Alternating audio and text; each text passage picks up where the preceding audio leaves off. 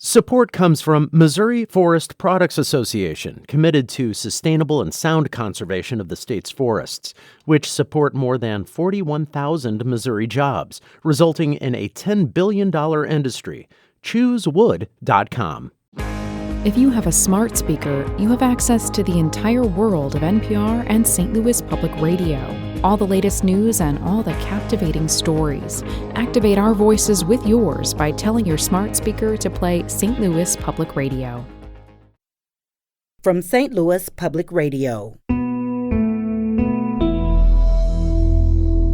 This is St. Louis on the Air. So that's a really gracious response. I have to wonder, though, does it make you angry?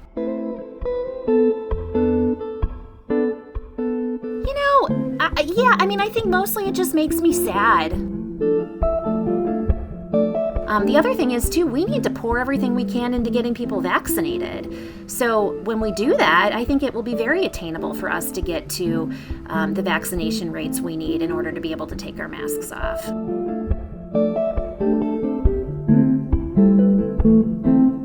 I'm Sarah Fensky.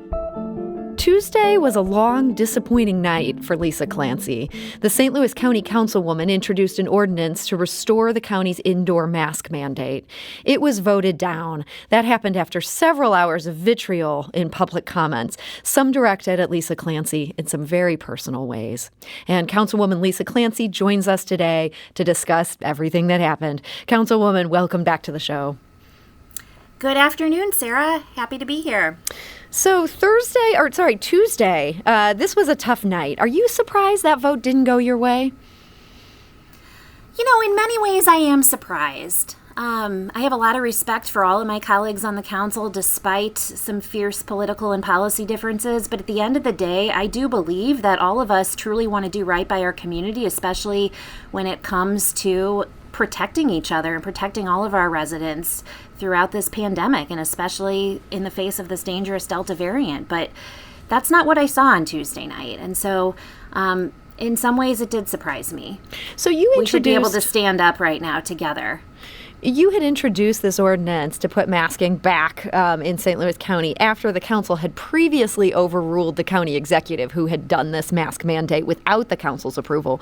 What made you think you might have the votes this time? Were you getting some signals from people behind the scenes that they were open to this? Well, not behind the scenes. I mean, if you listen to our council meetings for the past few weeks, what I heard and what my colleagues, many of them spoke about, was that they had process concerns about how the masking order came about. Mm-hmm. And that goes back to whether or not the county executive acted according to the new state law that was passed this year, which really put some constraints on what we were able to do at the local level. And they were concerned that he was acting outside of the boundaries of this new state law. And that's why we have a court case right now.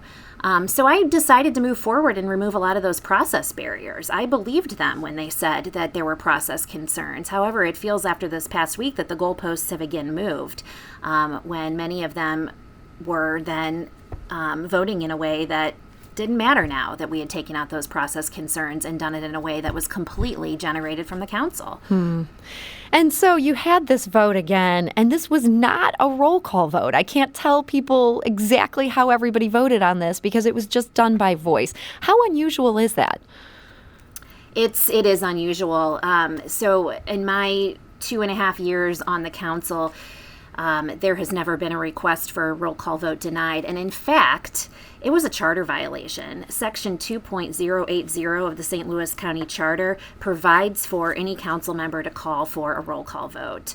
And you called for that in this case. I did. I called for it twice. Not once, but a second time. Are you sure, Madam Chair?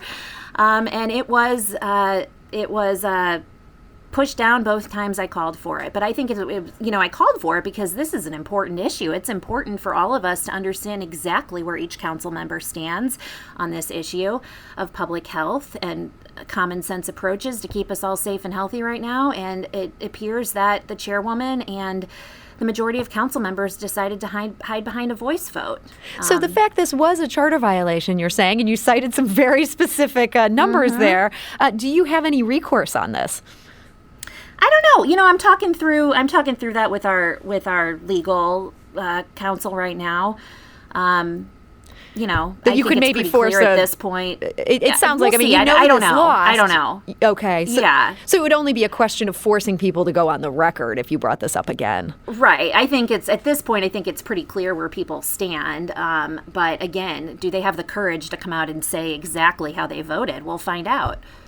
So that brings me to just the overall divide on the St. Louis County Council. There's really a bitter split on this council, and what makes it so unusual is that there's 2 black women Democrats who now are voting with the Republicans on a number of fronts, including this one. What do you blame for that? I think that there's a lot of political beef and scores to settle, and it's really, really unfortunate because that's getting in the way, I think, of the good judgment that I know that my colleagues have on the council. And, lives and livelihoods are at stake because of that political beef that is blinding some of my colleagues. I am especially disappointed in my Democratic colleagues who have not voted in a way that I think actually is aligned with the principles of Democratic values and beliefs. We stand for science. We stand for public health. Masking, along with vaccines, are based in science and evidence. It's based in what we are being told we need to do from medical and health experts within St. Louis County and all across our region in the country right now. And so, to continue to thumb our noses at what we are being called on by experts to do, again, to save lives and livelihoods is awful. It brings me a lot of sadness. Your colleague Kelly Dunaway got some pushback for suggesting that these 2 women, with the way that they're voting, are not really even Democrats anymore. Do you think she was right about that? Well, I think that, that's between Councilwoman Dunaway and Councilwoman Webb and Chairwoman Days. I think probably what I presume she meant by that was that the Democrats are a party that stands up for public health and science. And again, continuing to vote against what we are being told by medical and public health experts we need to do to protect people in this pandemic goes against those values. So looking at this split among the fellow Democrats there and the politics behind it, do you feel like you have some responsibility for that? I mean, you pursued re-election as chair on this timeline that basically ensured that one of the duly elected council members wouldn't be able to vote on it, that this would have been the person that she replaced who got that vote. Do you feel like that was a mistake? I've spent a lot of time reflecting on that, Sarah, and I think that I think that there were some things that I miscalculated about that, and I have some regrets, and I've learned, and I have shared just as much with my fellow councilwomen about that situation, and I understand why that was hard for a lot of people. But we got to move past that, especially again when the duty in front of us is to protect people in the face of coronavirus and this dangerous Delta variant. And have you attempted to sort of calm those waters, to do behind-the-scenes conversations with these 2 women and get back in a good place after that vote? Absolutely. And I think you can see from my voting record and my record as a legislator in terms of the things that I've gotten done. I've gotten a lot of bipartisan things done. And I am not a transactional public servant. I've supported some of the work that they've done. I've helped to amplify some of the work that they've done over the past 8 months or so. And it's really disappointing that we can't all stand together right now, not just as Democrats, but as a council to protect people's lives and livelihoods.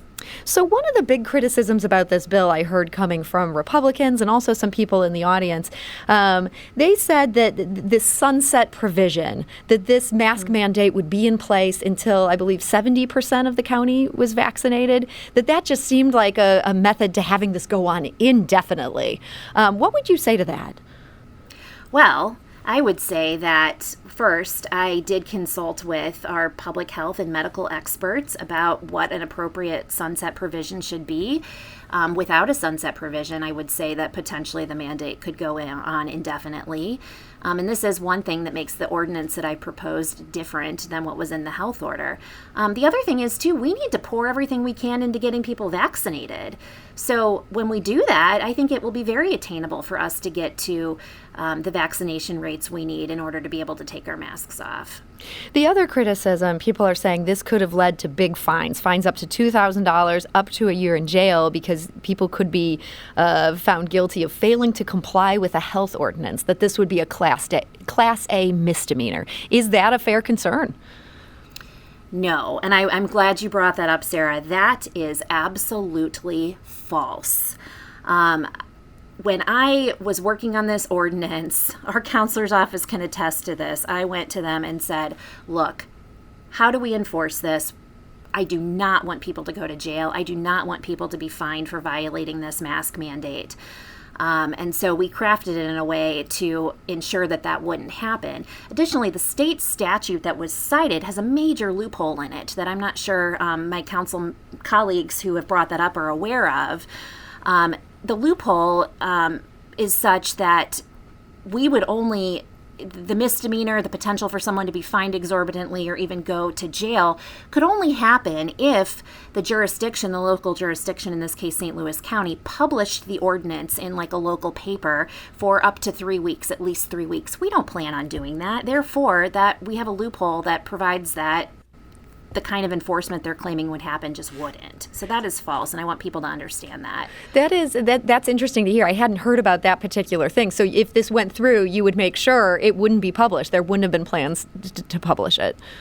Absolutely, yes. So in that case, would it be unenforceable? Would this just be something in name only, just kind of a reminder to people, wear your mask with no teeth behind it? No, I think that 80% of the community, probably roughly, I'm not a behavior scientist, but I think, the St. Louis County that I know and love is full of people that want to do the right thing. People that, when they are asked to do something that might be a little bit extra, such as the case in an emergency or a crisis, they're going to step up and do what they're asked to do. I've been out and about actually. I've been limiting, my family and I have been limiting our trips outside of the house, but, I was shopping recently at a place where people weren't masked. I asked them why.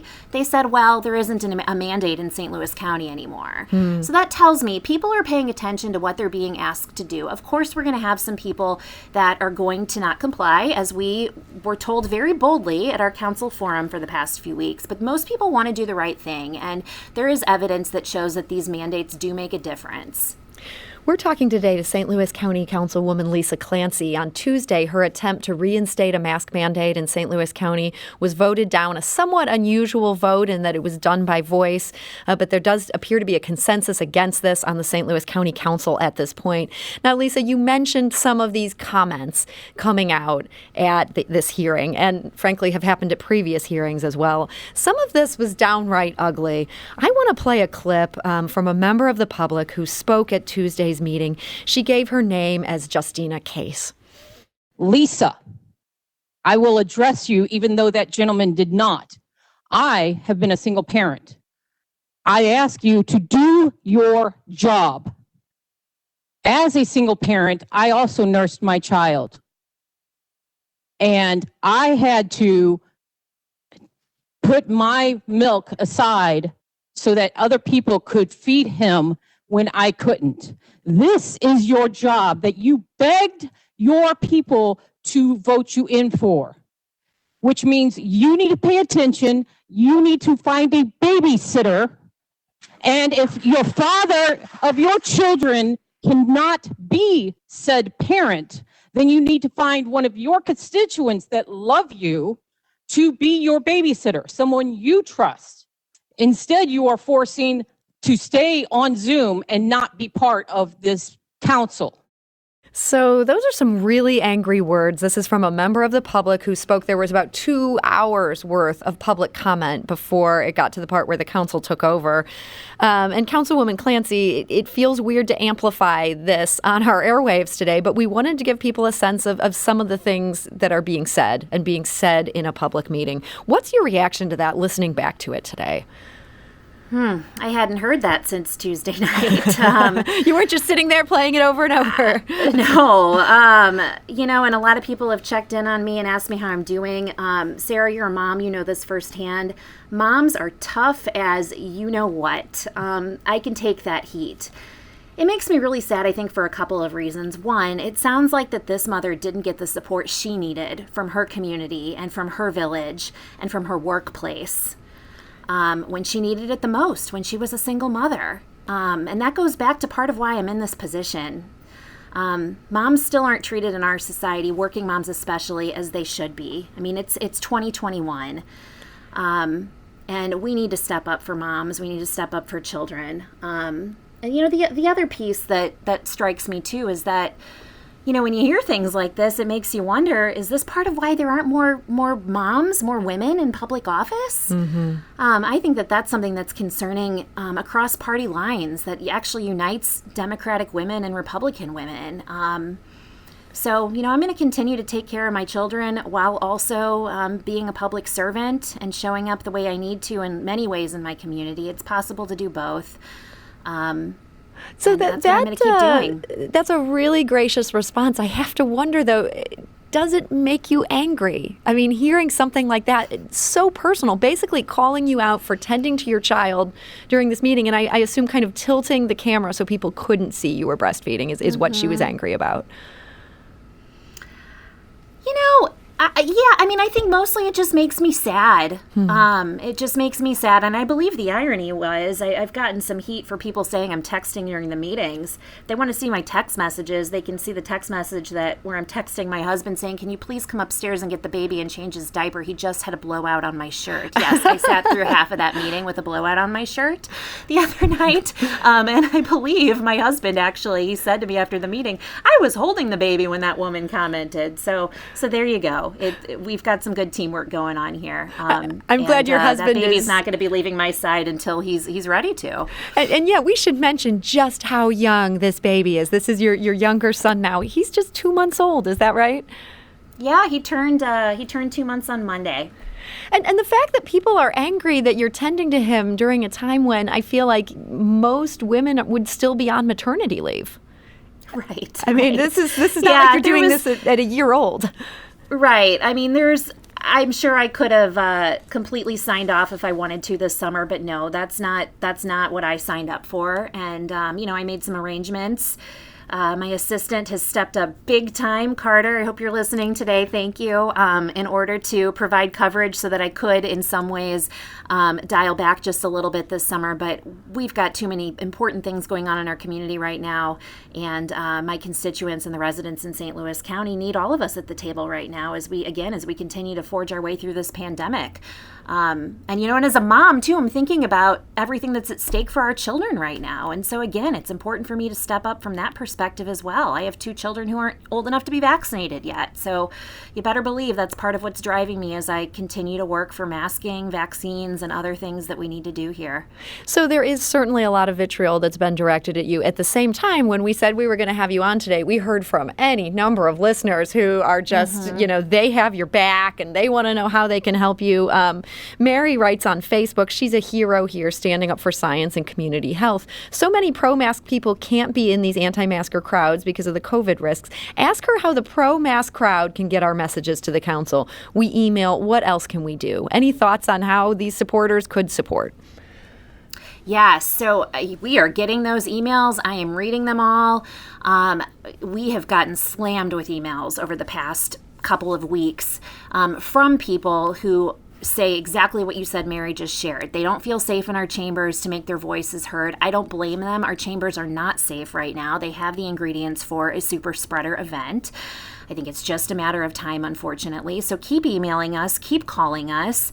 But in the meantime, we need to make our chambers safer right now. We need to require masks in our chambers along with everywhere else. We need to put some health protocols in place so that people feel comfortable right now coming and talking to us, and we can get a more diverse perspective on these issues. I'm not just thinking about some of the folks that I've heard from who've got children who can't get vaccinated at home that are concerned, but also our community of residents who are disabled and who are immunocompromised. We need to make sure that our chambers are a place that's safe for everybody. When I was chairwoman, we met virtually for over a year and we did comments virtually. Why are we not doing that again? We have the technology to do that. So I think that's something we should be able to stand up again to. So could that be a matter of discussion in the coming weeks, that even if the county doesn't want to mandate private businesses to do something, that it could institute a mask mandate for its own meetings, or is that a non-starter with this group at this point? I don't know. Let's have the discussion about it. Let's have the discussion about it now. We can't wait 4 weeks for a hearing on any of these issues related to COVID. But I'm going to keep trying. I'm going to keep fighting.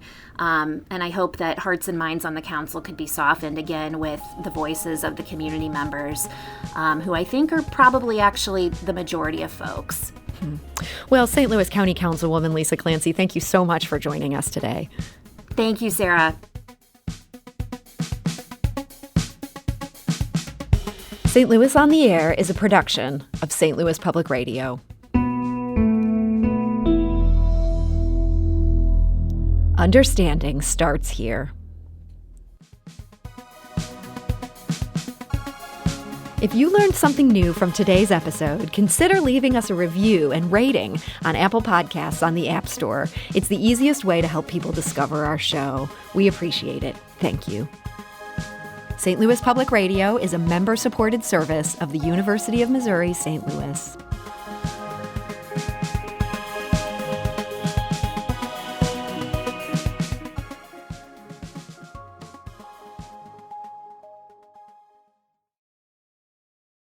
Support comes from the Missouri Forest Products Association, committed to conservation and careful management of the state's forests to make them more resilient and better habitats for wildlife. ChooseWood.com.